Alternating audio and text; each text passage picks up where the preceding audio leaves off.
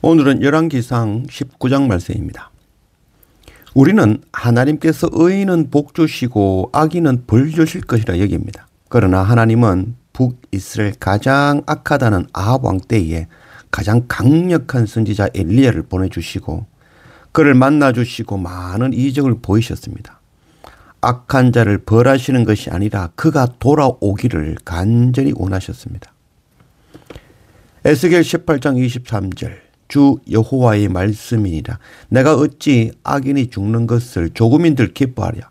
그가 돌이켜 그 길에서 떠나 사는 것을 어찌 기뻐하지 아니하시겠느냐.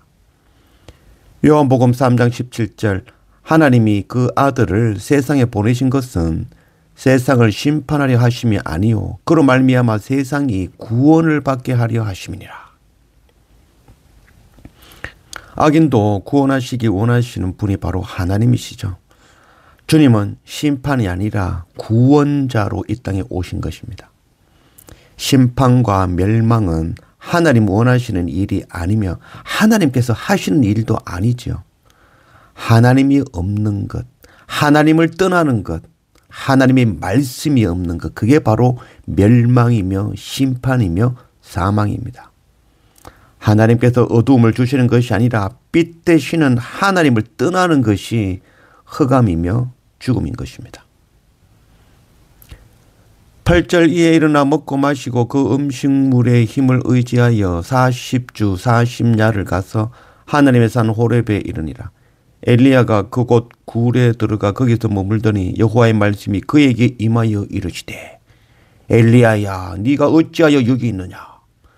그가 대답하되 내가 만군의 하나님 여호와께 열심히 유별하오니 이는 이스라엘 자손이 주의 언약을 버리고 주의 제단을 헐며 칼로 주의 선지자를 죽였음이오며 오직 나만 남았거늘 그들이 내 생명을 찾아 빼앗으려 하나이다. 여호와께서 이르시되 너는 나가서 여호와 앞에서 산에 서라 하시니 여호와께서 지나가시는데 여호와 앞에 크고 강한 바람이 산을 가르고 바위를 부수나 바람 가운데 여호와께서 계시지 아니하며 바람 후에 지진이 있으나 지진 가운데에도 여호와께서 계시지 아니하며 또 지진 후에 불이 있으나 불 가운데도 여호와께서 계시지 아니하더니 불 후에 세미한 소리가 있는지라. 엘리야가 듣고 겉옷으로 얼굴을 가리고 나가 굴 어귀에 서매 소리가 그에게 임하여 이르시되 엘리야야 네가 어찌하여 여기 있느냐. 오늘 제가 제목으로 뽑은 말씀이죠. 네가 어찌하여 여기 있느냐.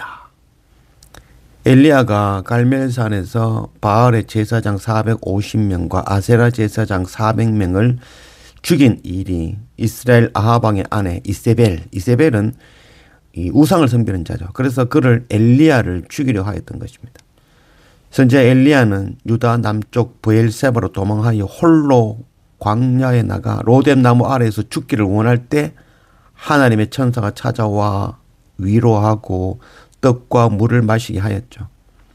엘리야는 힘을 내고 40일 밤낮으로 달려가서 모세가 불타는 떨기나무 가운데에서 하나님 만난 곳 바로 호렙산 하나님의 산에 도착한 것이죠. 그곳에 하나님께서 엘리야를 찾아오셨습니다. 그때 묻는 질문이죠. 바로 네가 어찌하여 여기 있느냐. 하나님께서 엘리야가 네가 왜 호렙산에 왔냐 이런 장소를 묻는 것이 아니죠. 사명의 자리를 깨우치시려는 말씀이죠. 네가 지금 있을 자리가 어디냐는 거죠. 생각의 방향이 자신이 아니라 하나님께로 방향 전환을 촉구하시는 것이죠. 내가 원하는 곳에 서는 것이 아니라 하나님 원하는 곳에 서야 된다는 거죠. 지금 네가 서 있는 곳이 어디냐는 거죠. 엘리야는 자신이 누구보다도 열심히 하나님의 일에 열정적으로 한 결과가 살해 위협이며 자기 혼자만 남았다. 이 외로움을 호소하는 거죠. 엘리야는 자신의 힘으로 일했다고 하며 아무도 남은 것이 없고 아무것도 없다며 호소하고 있는 것입니다. 자기 힘으로 일하면 지치게 되고 우울증에 걸리고 원망하게 되는 겁니다. 엘리야의 시각은 온통 자신을 향하고 있습니다. 사람은 몸과 마음이 힘들고 생각이 이 힘들면 결국은 이 생각이라는 것은 자기 중심적으로 되어버리죠. 그래서 힘들 때 나만 보이는 거죠. 그래서 다른 사람은 보이지 않습니다. 세미한 소리는 매우 가늘고 작은 바늘 떨어지는 소리 같은 그런 소리라는 비유이죠. 하나님을 향하여 귀가 열려 있지 않으면 들을 수 없는 소리이죠. 자기 중심적인 생각으로는 결코 들을 수 없는 생각이죠. 세상의 소음에 놓치기 쉬운 바로 하나님의 음성인 것이죠. 15절 여호와께서 그에게 이르시되 너는 네 길로 돌이켜 광야를 통하여 다메섹에 가서 이르거든 하사엘에게 기름을 부어 아람의 왕이 되게 하고 너는 또 님시의 아들 예후에게 기름을 부어 이스라엘의 왕이 되게 하고 또 아벨 무홀라 사밧의 아들 엘리사에게 기름을 부어 너를 대신하여 선지자가 되게 하라.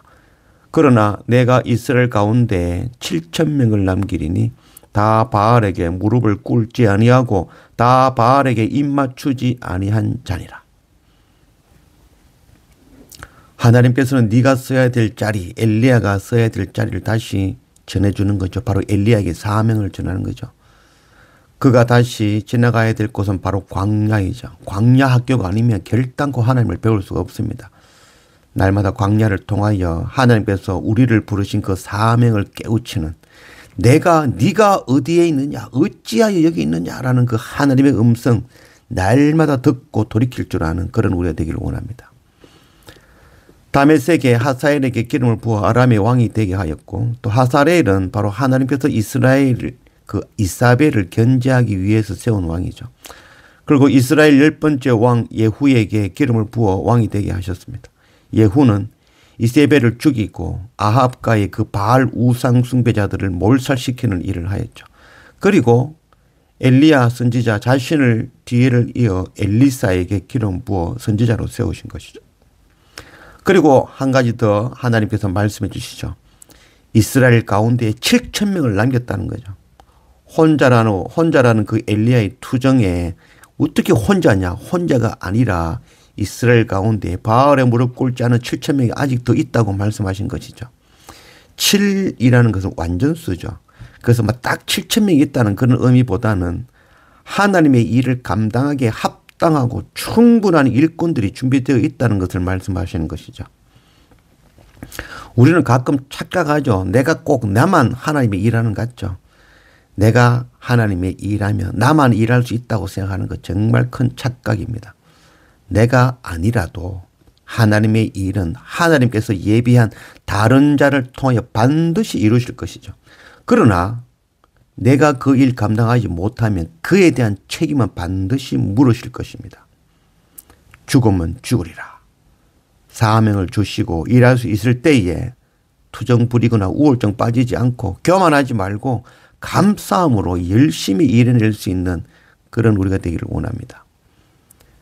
누가복음 9장 62절 예수께서 이르시되 손에 쟁기를 잡고 뒤를 돌아보는 자는 하나님의 나라에 합당하지 아니하니라 하시니라. 우리는 손에 쟁기를 잡은 자들입니다. 우리는 구전 마음의 땅을 기경하고 복음의 씨앗을 뿌리는 자들입니다.